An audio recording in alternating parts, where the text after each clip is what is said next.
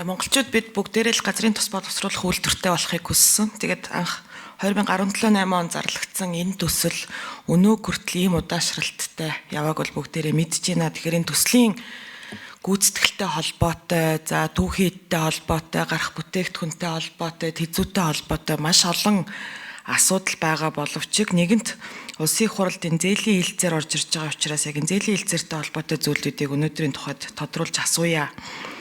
За нэгдүгээрт энэ тэзүү өсөж батлагдсан өдөр нь бол 2023 оны 9-р сарын 27 юм байна шүү дээ.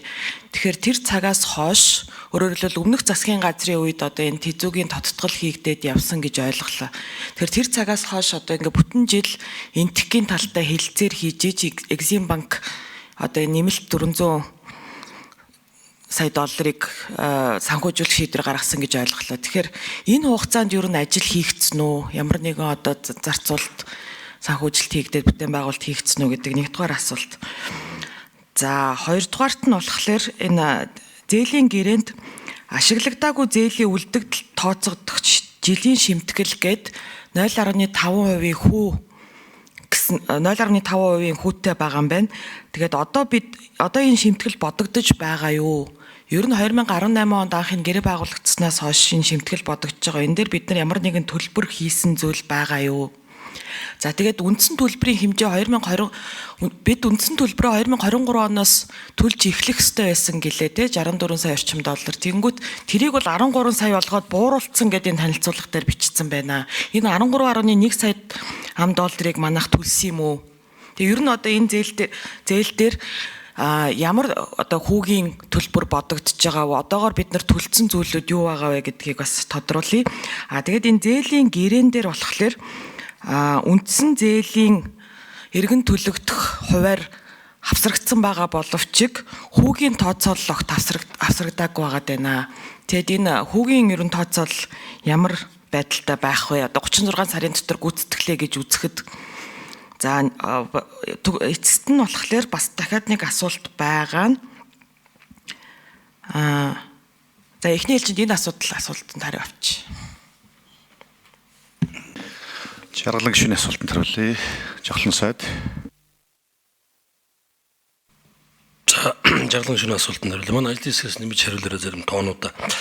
Тийм ээ 2023 оны 9 сарын 27 онд Эрдэс соёлын яамны дэргэдэх Эрдэс соёлын мэрэгжлийн зөвлөл дээр сүүлийн байдлаар энэ тэзүүн ингэж гарсан.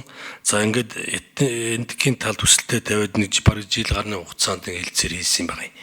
За энэ хооронд EPC 1 нь дууссан. 2 3 нь бол тодорхой хэмжээнд явсан. Нийтдээ 268 сая долларын зарцуулалт гарсан гэсэн үг. EPC одоо энэ дүн бол энэ ихэнх нь EPC 4 дээр орох юм байна. Буюу яг гол тэр технологийн үйлдвэрийн лиценз бүхий технологийн үйлдвэр хэсэг нь гэсэн үг. За commitment fee болон энэ зээлийн үндсэн нөхцлүүд бол бүгд 19 онд анх гэрээ хийгдэхэд хийгдсэн тэр нөхцлөөр үргэлжилж байгаа гэсэн үг. 175 жилийн хүн commitment fee 0.5. За энд төлбөр хийгдэлгүй явах уу? Хийгдэж явж байгаа.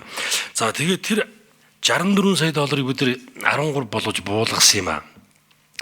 Тэр нь одоо бүр тэр ковидын үед ажил нь зогсчоод байхад бид зээлээ ашиглаж чадаагүй байхад үндсэн 110 сая долларын зарцуулалт дөнгөж гарцсан байхад бараг 64 сая долларын эрс төлөх ийм хугацаа болцсон байсныг нь хойшлуулад 29 оноос үндсэн төлбөрүүд нь явахаар за тэгээд мөн эн чинь нөгөө том дүнгээсээ үндсэн төлбөрүүд нь явах бас юм хуучин гэрээтэй байсан. Тэрийг нь бид том дүнгийн EPC 1 2 3 4 гэд 4 хэсэг болгоод ашиглаагүй хэсгийг дээр бол үндсэн төлбөр хүү байхгүй зөвхөн одоо яг ашигласан EPC 2 3 дээр үндсэн төлбөр хүү бодогдоод явахаар ингээд багасч чадсан юм аа. За 13 сая доллараар бид 2023 24 онд 2 жил дараалал төлчөөд байгаа. За тэр юун дээр хүүгийн тооцоонуудыг хэлээд тэгж манайхан 7 номер нэмж хариулъя. Сангийн амны өрөө өдөрлөлтийн дараа ган тогтох жаргалан гишүүний асуултанд хариулъя.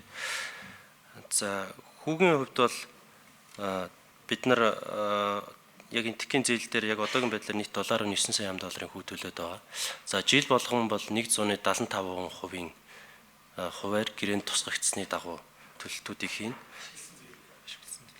Тэгээ ашигласан зээлээсээ за хүүгийн төлбөр бол яг бид нар ашигласан зээлээсээ яг 175%-аар ингээд бодогдоо явдаг. Тэгээ одоо хүртэл төлөгдсөн төлбөр бол 7.9 сая доллар. За 0.5% бол гэрээ байгуулагдаад ашиглагдаагүй үнийн дүнгээс 0.5%-аар бодогддог. За энэ бол ерөнхийдөө бусад гадаад зээлийн гэрээнүүд ч гэсэн хөрөнгө нөөцлөн баталгаажуулсны хураамж буюу commitment fee 0.5% гэдэг бол юм жишг хүү байгаа. За энэ тотал одоо хүртэл төлсөн нийт төлбөрийн хэмжээ бол 10.1 сая доллар.